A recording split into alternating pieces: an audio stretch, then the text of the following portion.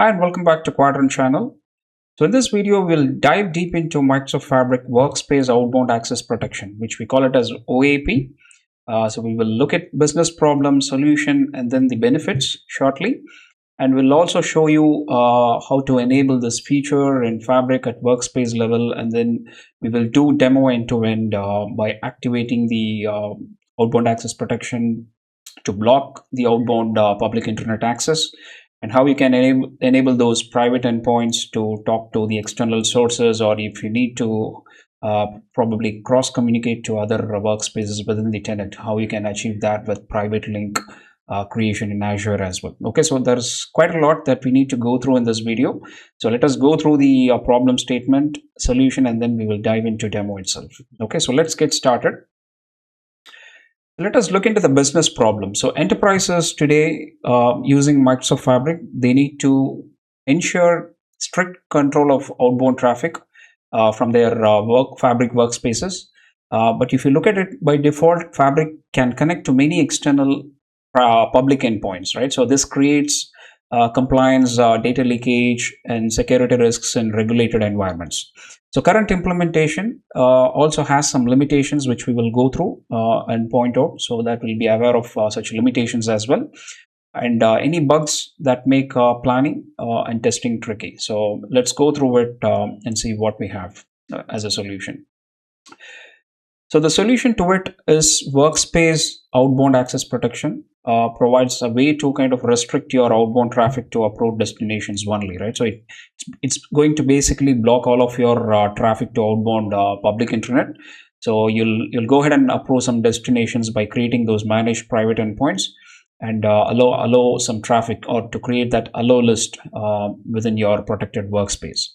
And this can also be done at the tenant level, but for the purpose of this demonstration, we are going to purely focus on workspace level outbound access protection. Okay, probably in another opportunity we'll look at how we can enable this at the tenant level. Okay, so but what we are going to look at today is at the workspace level, and we try and improve security posture by blocking unwanted or accidental data flows and defining policies that align with corporate network and compliance requirements. So in this episode, what we will explore is the kind of requirements for enabling this OAP feature within Fabric at the workspace level, the current considerations that you need to know, and the limitations, if any.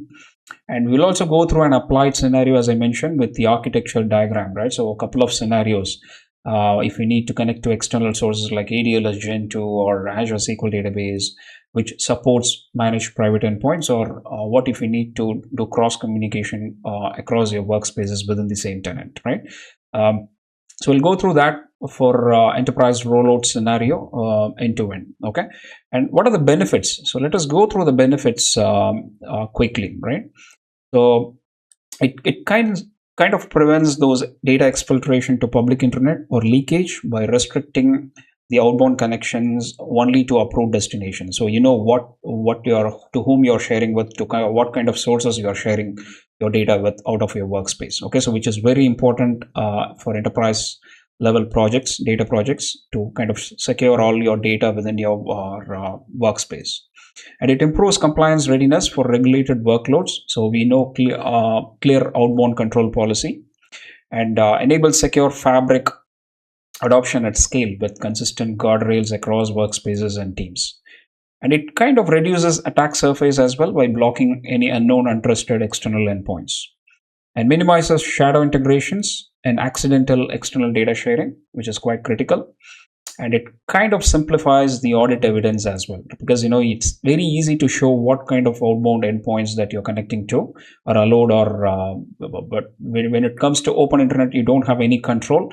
So you really have a simplified audit evidence now to easily showcase what kind of outbound endpoints that you are connecting to and what are all allowed from your workspace. Okay, so that's the business problem and the solution OAP at the workspace level and the benefits. Now let's dive into the architecture diagram, which kind of showcase a couple of scenarios. So I'll be taking you to Microsoft documentation directly. So not many slides here, but I'll show you the architecture diagram from Microsoft documentation, and make sure all those links are shared in the video description as well, so that you can go through and familiarize yourself on considerations, how to enable it, what are the limitations you need to know at this moment. So we'll go through all of those one by one. Well, let's quickly look at this architecture diagram for workspace level outbound access protection, and this comes from Microsoft documentation. So we are going to look at two different scenarios. So imagine we have three different workspaces here, A, B, and C, and the first two workspaces are already blocked. So I'll show you shortly during demo how we are going to enable it with what are the different prerequisites that you need to meet to enable the control or blocking the outbound access. So the third workspace is totally fine, but first two workspaces we are blocking. So the first scenario would be like you probably need to connect to external Azure sources like ADLS Gen 2, Azure SQL database to try and connect to those systems and bring in some data into your workspace, by creating one-click shortcuts to external ADLS Gen 2 and things like that, right? So for that, you need to make that connection, and you cannot do that because your outbound access is now completely blocked. So for that, to achieve that, you need to create managed private endpoints, which we will cover shortly. How to do that once you enable the outbound public access on for those workspaces. So once you create that managed private endpoint, you no need to take headache of managing your virtual network, right? So Microsoft will take care of that. That's why we call it as managed private endpoint, to keep the traffic entirely through the virtual network, private virtual network, okay, in the Microsoft backbone network. Okay, so you need to create that managed private endpoint, and one requirement is the sources that you're trying to connect must support managed private endpoints, because you need to pick up the resource ID for those external sources, and then you need to create the managed private endpoint. And it's like once you create within this workspace, you need to go back to the target sources and then approve the managed private endpoint. So it's like we have a few step process to make sure we establish the connection from your workspace to the external sources. Okay, so that's one of the scenario which we will quickly demo. And the second scenario is like, what if we need to make cross communication between your workspaces within a single tenant, right? So for example, if I need to make some connection from workspace B to C, for example, you may be creating a shortcut to any of the reusable dimensions or any of the tables that's residing in a lake house within workspace C. Imagine that. So you're planning to create a shortcut in workspace B. How do you do that? This workspace B is already blocked to outbound public access, right? So which means like you cannot, without approving any connections, you may not be able to connect to even other workspaces within the tenant, right? So how would you do that? So the way you would do it is kind of create a private link service first in Azure for your target workspace. Okay, so as you can see here, the connection needs to happen between two workspaces within the same tenant. You will create a private link service for workspace C, which is our target workspace. That is still exposed to public internet, but that's fine. Here we are talking about making that cross workspace communication. So private link is again basically the service is keeping the traffic entirely on the Microsoft backbone network. So you're basically creating that private link service for your target workspace, and then you create those managed private endpoints in the source workspace, which is workspace B, and map that private link service resource ID in this managed private endpoint. And as I said again, it's a few step process. You create those managed private endpoints with the private link service ID, and you go back to Azure and approve the managed private endpoint. Then the connection will be established between your workspaces within the same tenant. Okay, so that's a couple of scenarios that we are going to look at it in demo to see how we can establish connection to the external sources, establish connection between your workspaces within the same tenant. Okay, so let's dive into the demo itself now. Okay, well, before we look at the demo itself end to end, so the couple of scenarios what we looked at. So one, to connect to external sources in Azure, let's say ADLS Gen 2 or the cross workspace communication. I think it's very important for us to be aware of the supported item types first, right? So what are the kind of workloads that are supported when you enable outbound access protection within the workspace? Because not all of the items are supported. only the data engineering and one-lake workloads are supported, right? So that you need to know. Probably, I think here in Microsoft documentation, as you can see here, there is a list of items that are supported in Workspace Outbound Access Protection. Once you enable it at the workspace level, you cannot even create the unsupported item types, right? So, or if you have some unsupported types, item types within the workspace, and then if you're trying to enable OAP after that, it won't allow you to do so, right? So you need to make sure you are well aware of the supported item types for different workloads within your workspace. So probably ideally when you create your workspace, you need to know whether you are going to enable outbound access protection and the kind of items that you're going to create within your workspace, if that is supported once the OAP is activated for your workspace, right? So like lake houses, notebooks, Spark job definitions and environments for data engineering workloads and data factory. I think there are a few supported item types, and how we can create that allow list for data engineering workloads. It's going to be managed private endpoints, and for one lake, it's going to be managed private endpoints. But there are few other workloads which kind of supports the other mechanism to create that allow list.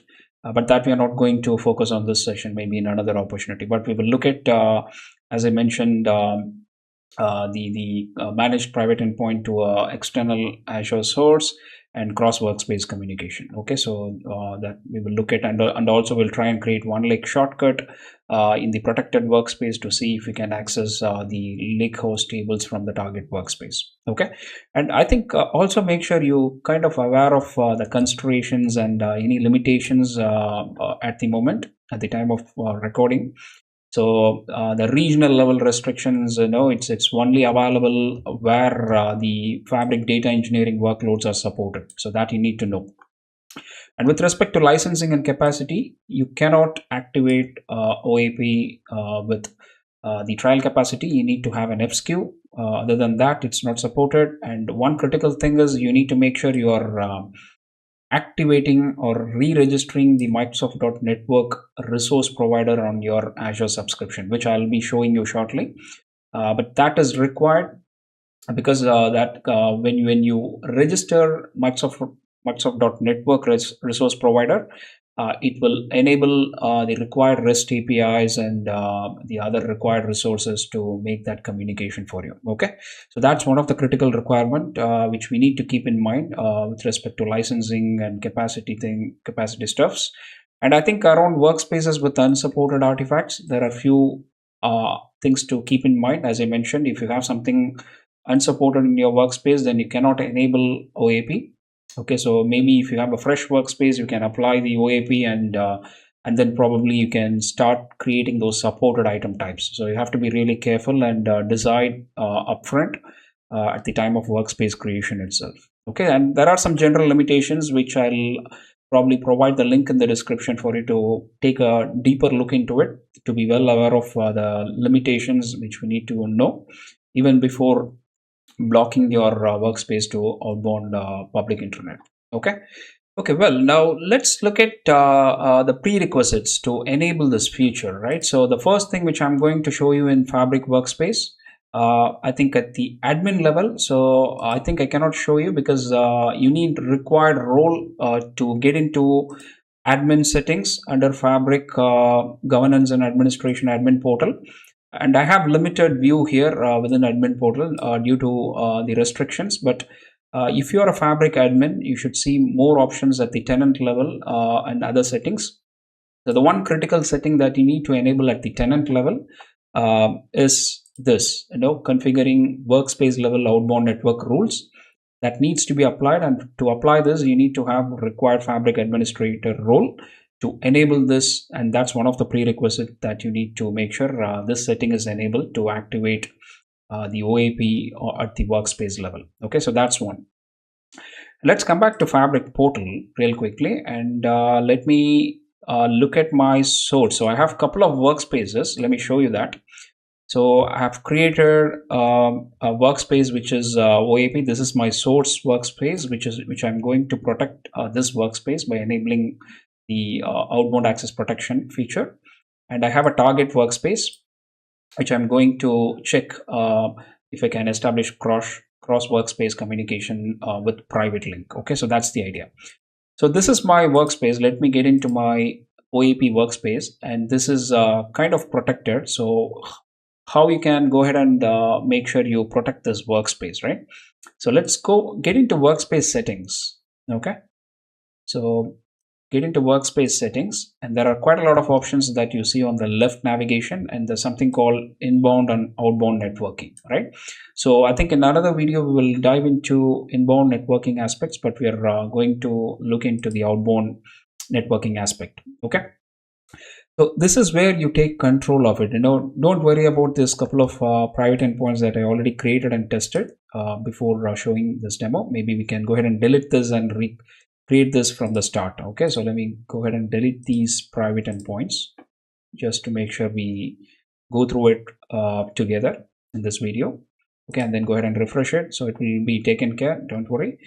So this is what you need to enable under outbound networking, right? So as you can see here, I'm going to toggle this on to tell Fabric, let's protect this workspace. I don't want to share anything to outside of this boundary to public internet. So only to approved destinations through private endpoints, we are going to talk to the external sources or even to other workspace, and then pull up some data or share some data outside of this boundary. Okay, so that's a couple of prerequisites. So make sure at the tenant level we enable that setting, and then we toggle this to make sure the block outbound public access is activated. So once you enable it, so the thing that you need to validate is close this and then try and create some items and see what are all the supported item types once you enable the outbound access protection within your workspace, right? So let me click on new item, and there you can see some of the items are already disabled,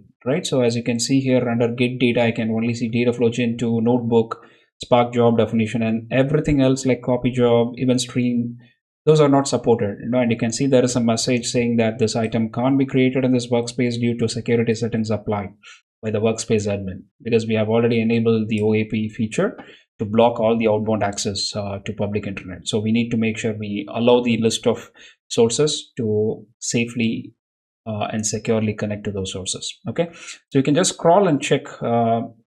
I think under storing data lakehouse, warehouse is supported, and rest are all kind of grayed out, as you can see here. So that's the kind of validation that you can do once you enable outbound access protection. Whether you can see the supported item types and all other item types are grayed out, as you can see here. Okay, so that's the kind of validation that you can quickly do to make sure whether the feature is correctly activated. Yeah, perfect.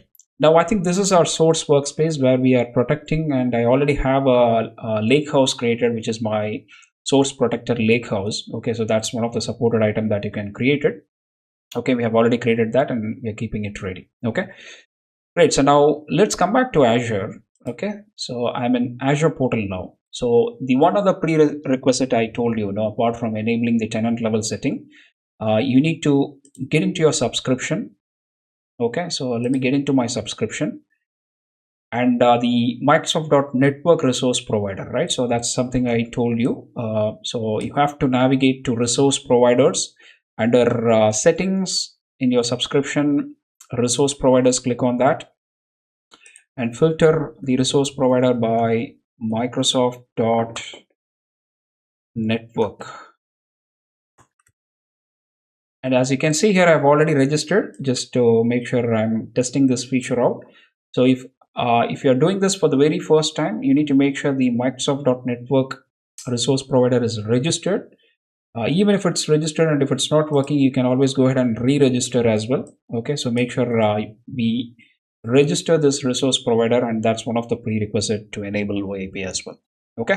Okay, now we have the required prerequisites ready. We protected our workspace and Fabric, and then even before protecting our workspace, we made sure we are enabling that setting at the tenant level, and then registering the Microsoft.network resource provider at the subscription level. Okay, so those are the couple of things you need to keep in mind, and we're done with that. Okay, as a part of demo. Now let's come back to Fabric. Okay, so also I'm making sure I have one target workspace that's created, which is empty at the moment. And as you can see here, I have this target workspace, and I'm not controlling anything for this workspace. This is kind of exposed to public internet. As you can see here, the block outbound public access is switched off, which means I can create any item within this workspace in my target workspace. So if you click on new item, nothing is disabled, everything is enabled, which means you can create all item types within this target workspace. And I'm creating this just to showcase how we can cross communicate between workspace within the same tenant, which is our second scenario. But let's look at the first scenario we were talking about, right? So how we can try and make sure we communicate to external Azure sources from my protected workspace, by creating those managed private endpoints, right? So get into your workspace settings. This is the first scenario we're talking about. If you remember, let me go back to the architecture diagram that we looked at. We're talking about the first scenario where we try and establish connection to our external sources with managed private endpoint. Okay, and the second scenario is like cross workspace communication using private link service. Okay, so let's go through one by one. So here I'm in my source protected workspace. Okay, and I'm getting into outbound networking, and it is already blocked, and I don't have any managed private endpoints created at the moment. So let's say the scenario was I have a storage account in my Azure, right? So I have this storage account called OAP testing storage account, which is a storage account. Maybe you can enable hierarchical namespace, and it will be your ADLS Gen 2. Okay, so how I can pick up the resource ID? I need to, when I go ahead and create a managed private endpoint within my protected workspace, right? So it will ask for the resource identifier. Okay, so you can give some name for your managed private endpoint, and then it needs that unique resource identifier to be picked up, right? So when you create that managed private endpoint, so come back to your Azure portal, and you can see something called, there is a JSON view, right? So for your storage account, click on that, and then you'll see that unique resource ID that you can copy here. Okay, so let me go ahead and copy that, come back to my Fabric portal, and I'm still within my protected workspace. I'm going to name it something like probably MP storage. Okay, it's auto copying. Okay, so you can name it whatever you want, manage private endpoint storage. And then I'm copying the resource identifier that I copied, and that's something called target sub resource that you need to choose. It's probably Azure Blob Storage or ADLS Gen 2. I think it's for the hierarchical namespace is not enabled, so I think I can go with Azure Blob Storage. Then go ahead and create that managed private endpoint. So immediately upon creating the managed private endpoint, so as I told you, managed private endpoints are something like it helps you to securely connect to your Azure external resources through the Microsoft Backbone private network. Okay, so that's the idea. So upon creating that, you can see it's still in provisioning state, which means, as I told you, it won't be taking effect until you go ahead and approve it on the target source, right? Now you created a connection to the storage account and then created this managed private endpoint. Now you need to go back to storage account and then say, okay, boss, I need to approve that connection from the protected Fabric workspace, right? So otherwise it won't be activated. Let's come back to our Azure portal, and I'm within the storage account, and you can navigate to security and networking space, networking. Okay, click on that and navigate to private endpoints and refresh, and you should see that coming up here, which is in pending state at the moment, right? So as you can see here, the connection name is OAP testing, and you can see there is a connection now, right? So go ahead and try and approve it. Okay, so from your target workspace, because you need to approve whenever there is a private endpoint that's created from the external, in this case, the protected Fabric workspace. So you need to make sure you approve and establish that connection. Okay, let me go ahead and approve that, and you can give some comments if you want, and then go ahead and click on yes. That's going to approve the connection, and there you can see it's approved. So come back to your Fabric protected workspace, and then it will take a minute or so to show you whether the activation is succeeded and the approval is succeeded. Okay, so we'll come back and we'll revisit this and see if it's succeeded. Okay, so that's the first scenario.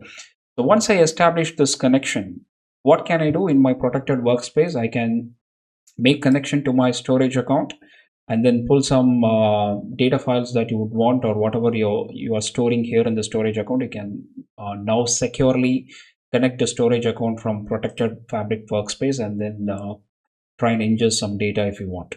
Okay, so that's the whole idea, okay, of this outbound access protection stuff. Okay, so keep refreshing. Now you can see the activation is succeeded, and I think this will also reflect because we already approved the connection as well. Okay, great. Now let's talk about the second scenario, right? So the cross workspace communication, right? Now I have the protected workspace and I have another tab where I have the target workspace, right?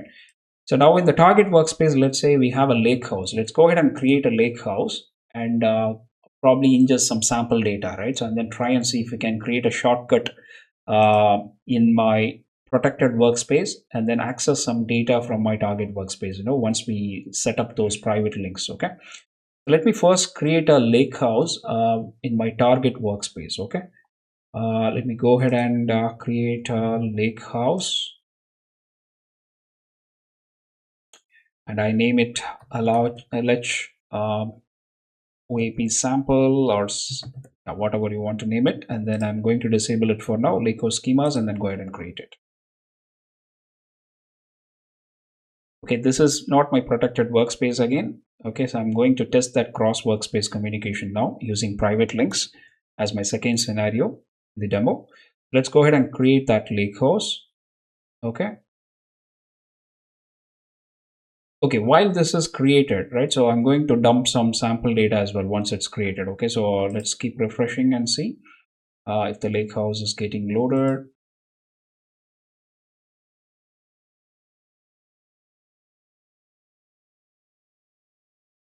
Okay, let it come back. We will revisit it. Now this is my source workspace, and I have created a LH source protected lake house. It's an empty lake house again, no data in it at the moment. So we have a couple of lake houses created. So the scenario here is, once I establish connection, so now I think you can't create a shortcut to any of the other workspaces or internal shortcuts, or for the matter external shortcuts as well, right? So you cannot create any shortcuts because the workspace is now protected, right? So now how I can go ahead and maybe let's do a quick validation. I'm going to go ahead and create a shortcut to my another workspace, right? So maybe to another lake house residing in probably the target. Probably let me pick up any other workspace. Just a moment. Okay, let me pick up another workspace just to showcase if I can create a shortcut within my protected workspace. It won't allow you to make that communication, right? So let's go ahead and do that. Okay, I'm going to pick up any dimension in one of my other lake house that's sitting in another workspace. Let me try and see if I can make that connection, right? So from my protected workspace, it will throw an error. Okay, it won't allow you to do that. And there you go. As you can see, it says it's failed because you are trying to make that connection from protected workspace and you're not allowing any other workspaces even within the same tenant, right? So that's the idea. So you can see the message outbound public access is turned off for this workspace, which is the target workspace. But you need to have that private link setup ready to make that cross workspace communication as well. Okay. So we did a quick validation to see if we can create a shortcut in the protected workspace, and we couldn't. Okay, now let's come back to, and this is our target workspace. Okay, where I'm going to dump in some sample data. Okay, so to ingest some data and then see if we can make that connection once the private link is created. So I'm going to start with some sample data, retail data model. Okay, that's going to dump some data in my target lake house. Okay, so that we can try and create a shortcut from protected workspace. Okay, so while this is getting loaded, we'll create some tables for us to see if we can create a shortcut from source protected workspace. Okay, now let me come back to Azure portal. Now I think the critical requirement for cross workspace communication is to set up a private link service for the target workspace. Okay, so I think you have to be really careful here. When you're creating the private link service, you're going to do that for the target workspace that you need to connect from your protected workspace. Okay, so be very sure on that. and you cannot create a private link for your source workspace. That is already protected. So to make that communication to my target workspace, I need to create a private link service for my target workspace. So let me come back to Azure portal, and I think I have a resource group which is Fabric Demos. You need to search for deploy a custom template. Okay, go for deploying a custom template and then build your own template in the editor. And I think I'll share with you the link. So you need to pick up the required the JSON code, right? So let me just quickly pull that for you. So all of these steps that I'm demonstrating here, you can go through that in the link, the Microsoft documentation. Okay, so which will be provided in the description. So that is this JSON code. Well, let us try and understand this, right? So let me bring that into the template. So you can delete the existing template in Azure, copy this. And all that you're going to configure is the tenant ID and your workspace ID, okay, which is your target workspace. And you can see the type is Microsoft.Fabric private link services for Fabric, and you can give some name of your choice, and then you need to bring in the Azure tenant ID, your tenant ID, and then the target workspace ID. That's it. That's all you need to configure, and then go ahead and deploy this. Okay, save and deploy this, and that's going to deploy a private link service for your target workspace in the same tenant. Okay, so I'm not going to go through that process. You can just configure that and then go ahead and deploy that. So once the deployment is done, let me show you what you can see in that resource group. So I think the private link service won't be available when you look at the resource group. So you need to make sure that's kind of hidden at the moment. So you need to get into manage view and show me some of the hidden types. Okay, and click on that, and then it will be showing up. The Fabric private link service that we created, it's going to be there as a hidden type. Okay, so let me click on that service.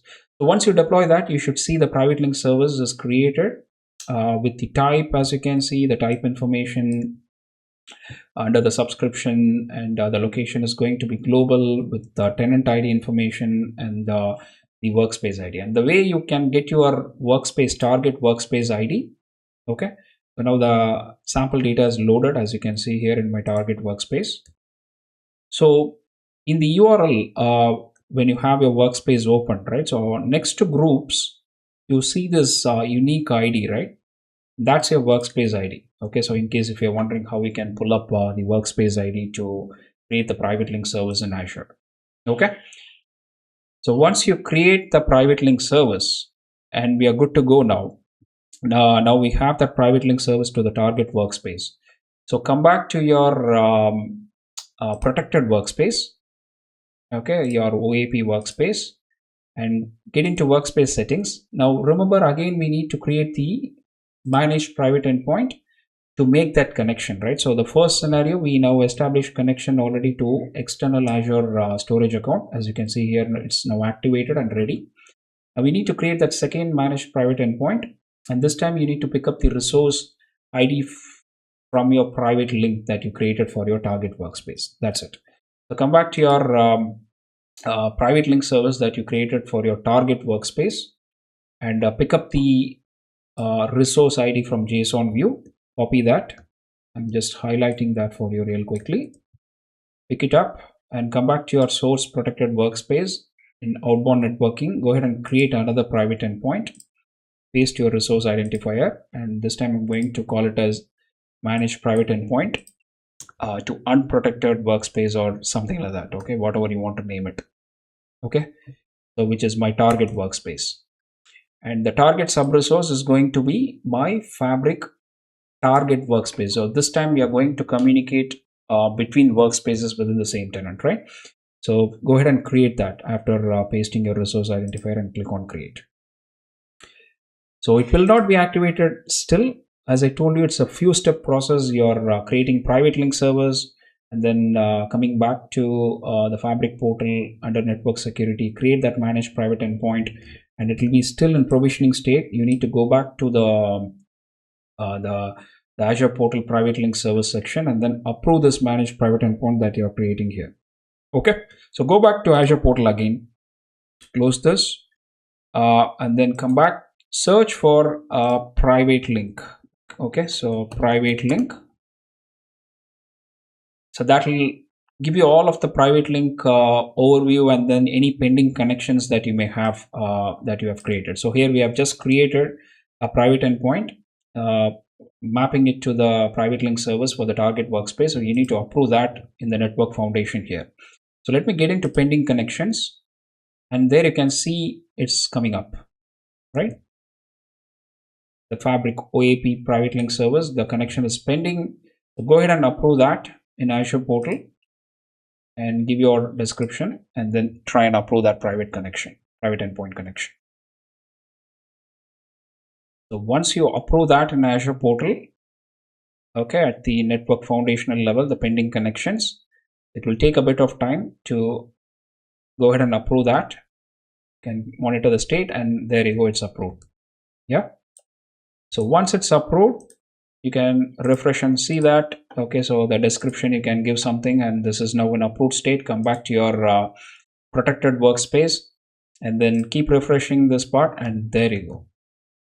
Okay, now I think the private endpoint is approved and activated.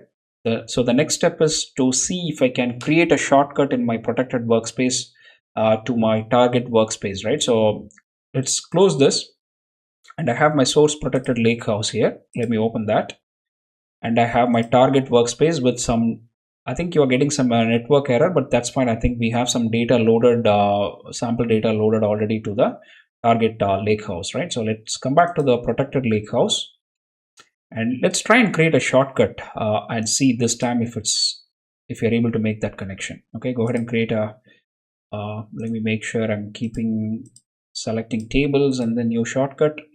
And notice none of the external sources are activated here, right? Because you're in a protected workspace, and you need to make sure you create those required allow list to talk to any of the external sources. Okay, so all of the external sources are disabled from your protected workspace. Now click on internal source one lake, and let's try and locate our target workspace, right? So let's try and see if we can navigate to that.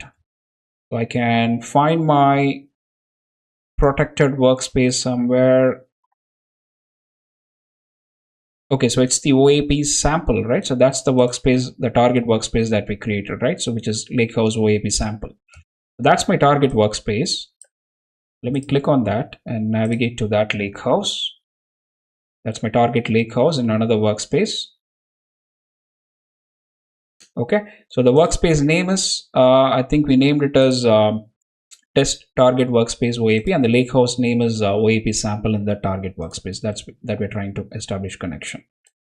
Okay, let's pick up some table, right? So just to demonstrate, any table we can pick up and try create a shortcut, right?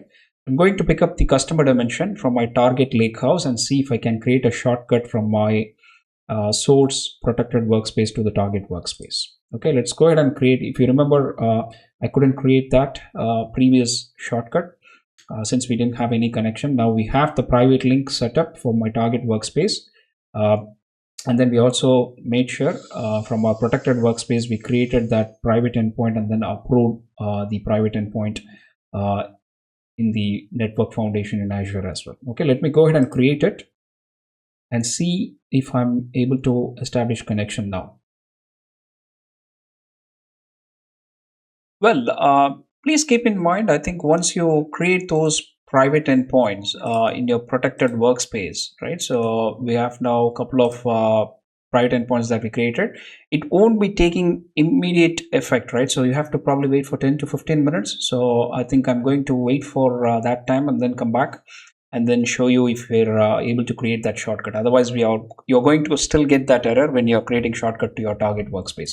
So allow some time, maybe 10 or 15 minutes, and then give a try if you can create a shortcut to your target lakehouse, right? From your protected workspace. Okay, so you can also have a quick look at the active connections in your network foundation. You can see we have a couple of connections, one the private link services for cross workspace communication, and then the managed private endpoint for my storage account, right? So you can see all of the active connections as well. Okay, After waiting for about, let's say, 10 to 15 minutes, okay, so for the connection to take effect, because you're creating that private link servers on the Microsoft backbone network and then approving that managed private endpoint in your protected workspace, you need to wait for at least 10 to 15 minutes for it to take effect. Otherwise, you're going to keep getting that error when creating shortcuts. Okay, so let me go ahead and now see if I can create a new shortcut in my protected workspace in my lakehouse. And as you can see here, we are in our protected workspace. And let me go ahead and try and pick up the target lakehouse, which is my lakehouse OAP sample lakehouse, and then try and see if I can create a shortcut now, right? So let me go ahead and pick up a couple of dimensions and then click on next. And this time I should be able to, as you can see here, we have some active connections, and especially for the cross workspace communication, we have activated the private link service for Fabric and approved that endpoint, managed private endpoint at the workspace level already. Okay, so let me go ahead and see if I can create this time and make connection to my target workspace.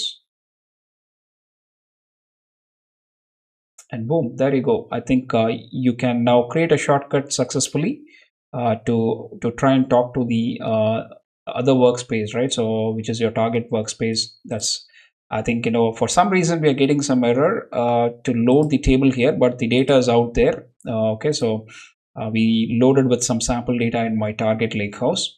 For some reason I cannot look at it, but when we try to create a shortcut, we can see some data, right? So we loaded some sample data with the retail data model from worldwide importers. So that's having some customer dimension, some dimensions and some fact tables in that sample data, but I'm trying to create shortcut to some of the dimensions in my target lakehouse, and I'm able to successfully create those shortcuts. And this kind of validates I can now successfully make that cross workspace communication from my protected workspace, which is my OAP workspace. I can create shortcut and then talk to my target workspace, which is my the other workspace that we are looking at here. Okay, so the scenario that we just demonstrated is we are protecting our workspace. How we can cross communicate to other workspace. Let's say we have some reusable data in my target lakehouse in another workspace. How I can create shortcut from my protected workspace. In that case, the idea here is to create the private link service for your target workspace in Fabric, and create that managed private endpoint and then approve it in Azure in your network foundation, and then you're good to go ahead and create your shortcuts and then talk to your the target workspace and target lakehouse. Okay, so hope that helps and give you an idea of how we can protect your workspace, which is quite crucial at the enterprise level use cases. An organization, they need to make sure they are making sure they are protecting their workspace to prevent any exfiltration to public internet. So make sure you try and learn more about this feature. And probably in another video we'll also look at inbound networking aspect, but I think we have covered in detail about outbound networking and how we can protect your workspace, and then making sure you're blocking all of the outbound public access, and then creating that allow list with managed private endpoints to make that external connection with other sources, as well as the cross workspace communication. Okay, great. So with that, I think I wrap up this video, and thank you very much for watching this video, and I hope this is really helpful. And try this feature out, and let us know if you want us to help you in any way. So we at Quadrant can help you with training enablements and workshops, or if you want us to help with any requirement, POCs for your business requirement, we can help you. Okay, so please reach out to us, comment if this video is helpful, and probably if you want us to produce more such insightful topics. Okay, thank you very much, and we will see you in another video. Thank you very much.